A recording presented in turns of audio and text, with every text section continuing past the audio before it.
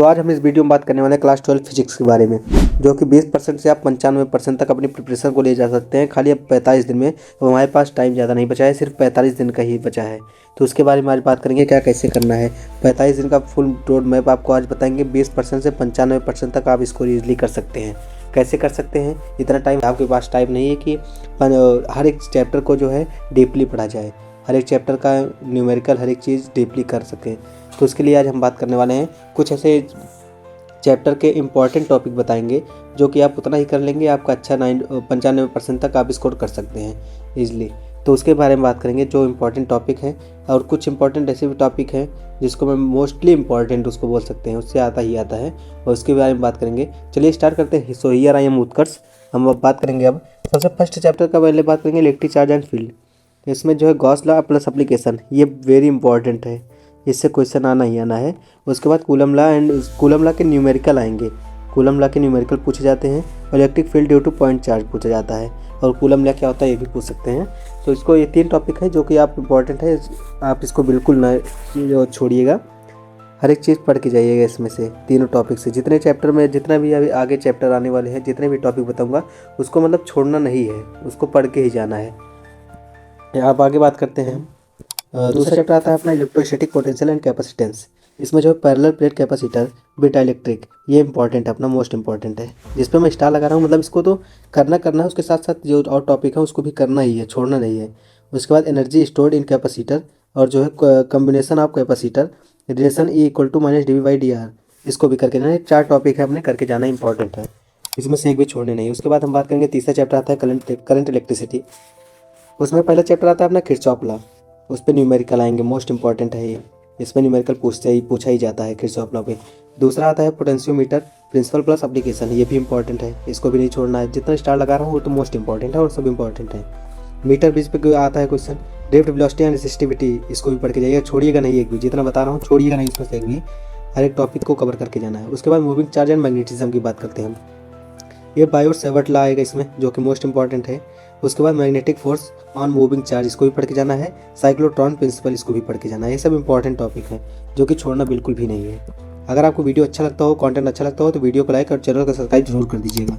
उसके बाद बात करते हैं आगे magnetism and matter, earth magnetism, जो डिक्लिनेशन, इसको भी जरूर करके जाइएगा, इंपॉर्टेंट है।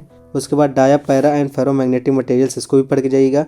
बार मैग्नेट एंड सोलेनॉइड, ये मतलब तीनों इंपॉर्टेंट टॉपिक हैं, इसको पढ़ के जाइएगा। जितने टॉपिक बताने सब इंपॉर्टेंट है।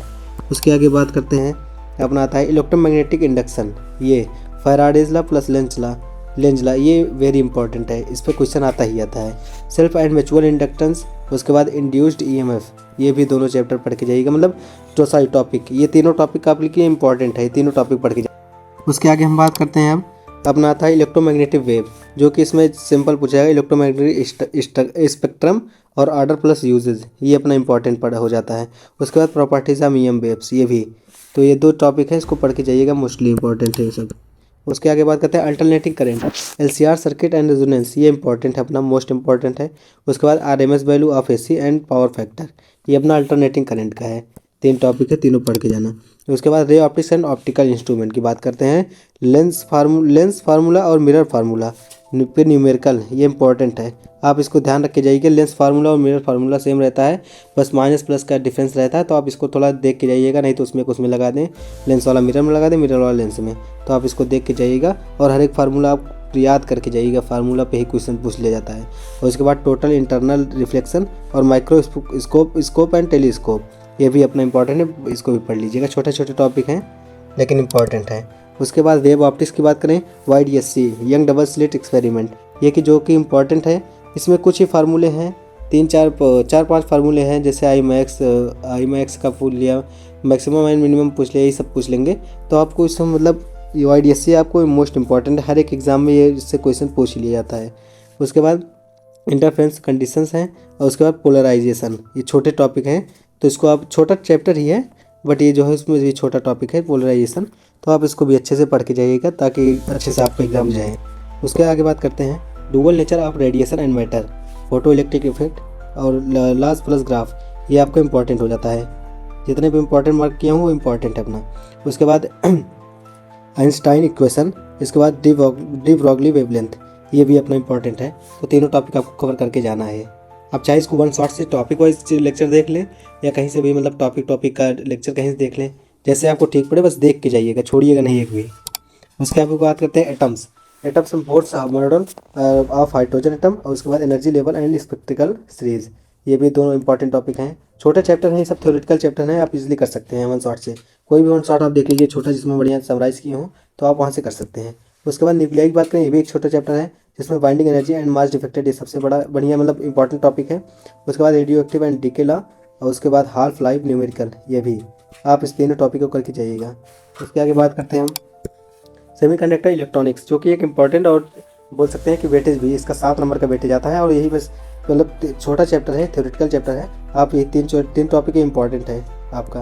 पीएन जंक्शन डायोड, इस पर सबसे ज़्यादा क्वेश्चन पूछा जाता है। उसके बाद जीनर डायोड, वोल्टेज रेगुलेशन, उसके बाद लॉजिक गेट्स, इसको आप तीनों का टॉपिक कवर कर जाइए। 7 नंबर का वेटेज लगता है ये अपना चैप्टर। उसके आगे बात करते हैं, जाते जाते एक शायरी हो जाए।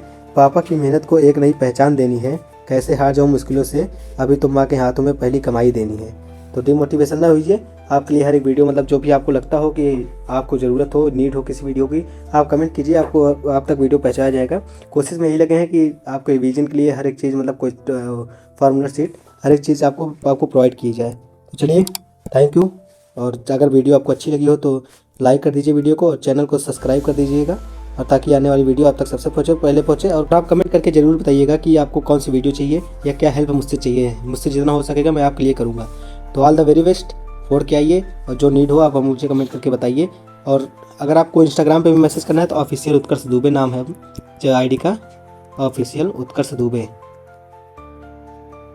ये अपना आईडी का नाम है। आप इस पर मैसेज करके हमसे बात कर सकते हैं। चलिए मिलते हैं, ऑल द वेरी बेस्ट।